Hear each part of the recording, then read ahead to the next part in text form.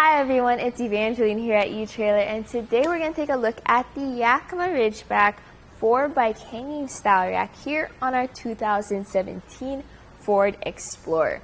So if you're looking for a bike rack that can carry multiple bikes, let's say you have your Ford Explorer filled up with your friends, your family, you all want to go for a bike ride, but you need something to carry your bikes as you get from point A to point B, this might be an option for you.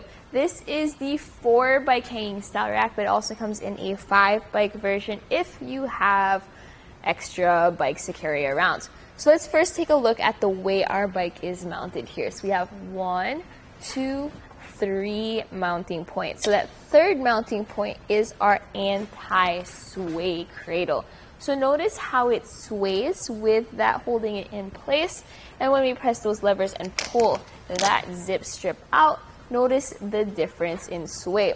So it's not only the zip strip holding it down, but also this cradle right here holding it in place. So you definitely want that mounted if you have all of your bikes loaded up. So let's take these other zip strips out. Notice how quick and easy it is just to take them out. That's kind of why they're called zip strips. And once they're removed, we'll move these cradles in so that we have clearance.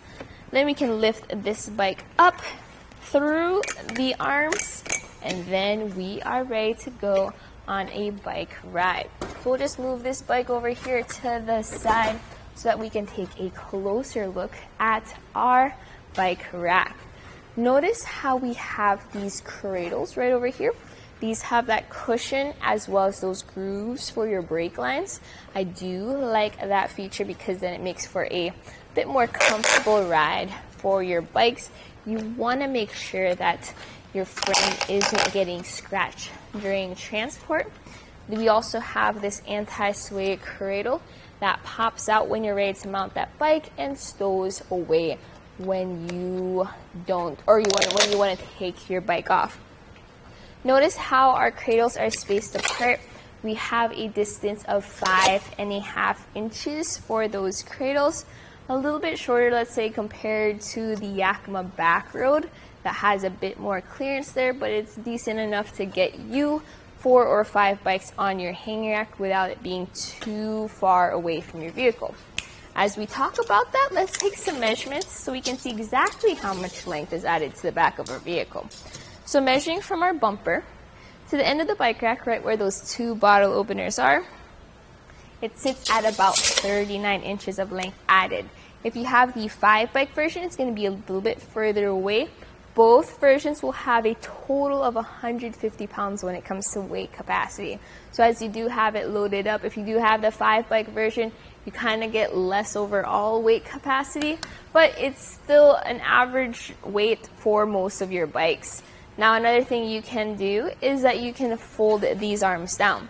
So there's just going to be this lever right over here, lift up on your arms, and then lift up on that lever, and then just drop that down. Now you may have to move these cradles out of the way though, so they're not caught up in that mast when you have that folded down right over there.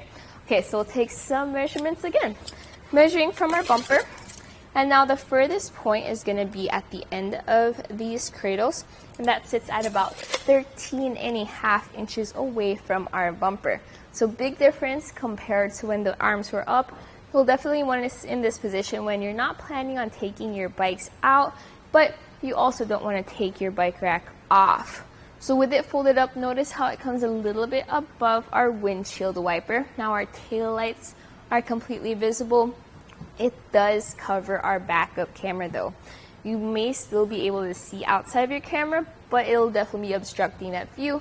It does kind of cover your license plate as well. Now, let's take a look at another feature, which is if you want to access your hatch, what you can do is you can tilt this bike rack away. To do so, there's going to be this lever right over here in the front. You may need to push back against the bike rack in order to get enough clearance for that lever. Notice how this has a really deep tilt though. This is a deeper tilt than a lot of the other hanging style racks I've seen, which is great because then you have plenty of clearance between your door, your bike rack, allowing you to get into your trunk, maybe grab your bags, grab your helmets, grab your water, even your larger items. you have enough clearance for if you need to, which is nice. Now, one thing about this though is you do have to take your bikes off if you want to tilt this bike rack away. So it's still a little bit of extra work compared to a platform style rack, which you can tilt away with the bikes on, but just something to consider. It's nice to see that we still have that hatch access. Okay, let's talk about how this fits into our hitch. So this has an 1.25" shank with a 2-inch hitch adapter. Now, the way 1.25" shanks hitches work is that you need to have a class 2 hitch receiver if you do have that smaller hitch size. Notice how we have this safety kind of pin right in our hitch pin hole.